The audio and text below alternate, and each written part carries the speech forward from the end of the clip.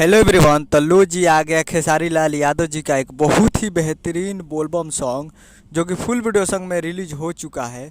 और इस गाने को लिखे हैं विशाल भारती जी और इसमें म्यूजिक है मनोज सिन्हा जी का।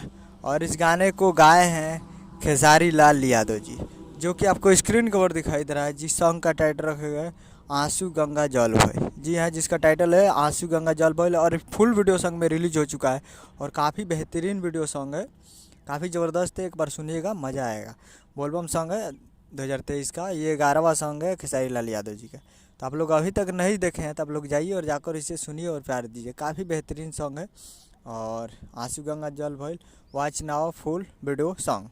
तो जाइए और जाकर इसे जाकर सुन सकते हैं टी सीरीज हमार भोजपुरी यूट्यूब चैनल पे। तो जाइए और जाकर टी सीरीज हमार भोजपुरी यूट्यूब चैनल पे फुल वीडियो सॉन्ग को देखिए और प्यार दीजिए। उम्मीद कर रहा हूँ कि वीडियो अच्छा लगा तो चैनल को सब्सक्राइब बेल आइकन प्रेस करिए ताकि ऐसे खेसारी लाल यादव जी के लेटेस्ट न्यूज़ लाते रहे। और वीडियो अच्छा लगा तो वीडियो को एक लाइक कीजिए। मिलते हैं अगले वीडियो, तब तक के लिए जय हिंद, जय भोजपुरी।